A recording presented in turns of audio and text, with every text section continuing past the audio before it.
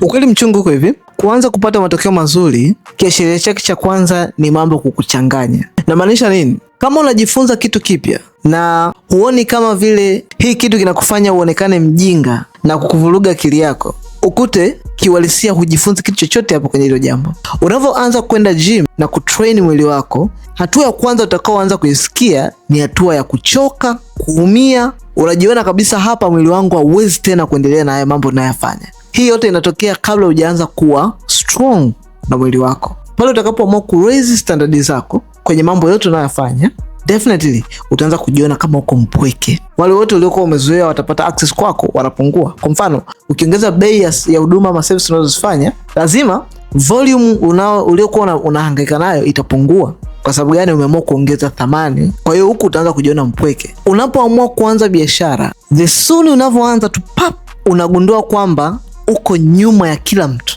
Yaani sokoni, kwenye industry, everybody yuko mbele yako. That is the feeling ya kujua kwamba hapa kweli nimeanza. Na hii sio kwamba unakuwa umefail, pana.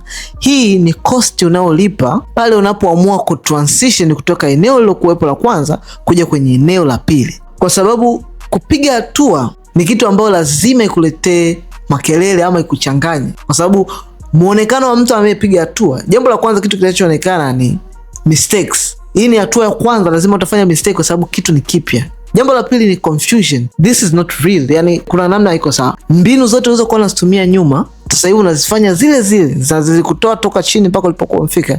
Lakini ukitaka kufanya transition na kufanya progress, zile mbinu zote unaweza kuona mbona hazifanyi kazi. Na hapa ndo watu wengi wanapoamua kukata tamaa. Wanasema bwana, huku ninakoelekea sio sehemu sahihi na kukwenda. Kwa sababu wanachanganya ile hali ya kutokuwa comfortable, wanaichanganya, wanaiona kama ni ishara ya kuambia kwamba tunapotea, badala ya kuchukua kama hii ni ishara ya kwamba position iliyokuwa nimeganda kwa muda mrefu sasa nimeivuka na mia position ya pili ambayo ni progress, naendelea kumove kwenda mbele. Kanuni mimi huwa ninaitumia ni kwamba nikiona kitu ni kigumu, ukute hiki kitu ni cha muhimu zaidi kuliko hatua niliyokuwa nimesimama muda mrefu. Hii hali ninayokuwa naipitia wakati huo ni gharama ninayoilipia ili mimi kutoka kwenye hatua niliyopo kwenda kwenye hatua inayofuata.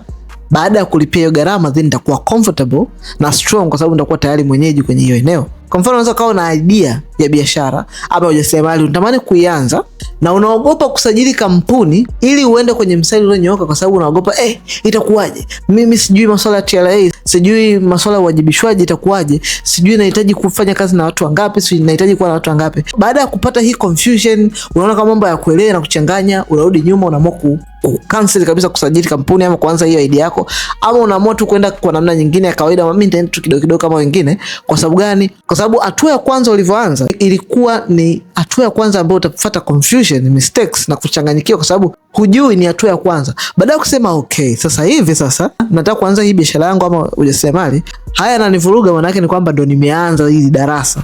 Natakiwa nikae chini, nitulie, nitafute mtu sahihi wa kuweza kukaa naye chini anifundishe hatua ya kwanza ni ipi kwenye kusajili kampuni, hatua ya kwanza ni ipi kwenye kuendesha kampuni, hatua ya kwanza ni ipi kwenye kumiliki kampuni, faida zake na hasara zake ni zipi, nawezaje kunufaika na kuweza kumiliki kampuni. Au tayari upo kwenye biashara, umeshaanza kwenye biashara yako, una mzunguko at least milioni 5 kwa mwezi, then unaona usa hapa sasa hivi biashara ninayoifanya natakiwa nitoke kwenye biashara hivi ili kuweza kupata tenda za serikali, inabidi niwe na kampuni. Ili kuweza kupata mikopo ya vijana ya serikali, inabidi niwe na kampuni. Ili kuweza kuwa na usalama wa kisheria na uhalali, inabidi niwe na kampuni. Umeanza biashara, tayari una mzunguko at least milioni 5 kwa mwezi, unaona kabisa na qualify kusajili kampuni, lakini unaogopa kuweza kupata manufaa yote haya kwa sababu tu hujui itakuwaje kwenye masuala ya kodi.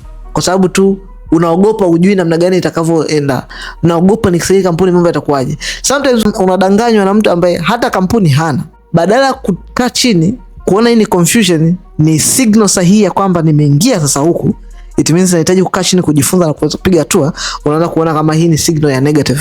Nini unatakiwa kufanya? Kama wewe ni mtu huyu, comment neno kampuni ama nipigie simu direct kwenye namba iliyopo kwenye caption, then nitakusaidia kuweza kusajili kampuni yako na kukupa elimu kamili kuhusiana na kampuni yako na kuwa the best kwenye industry yako.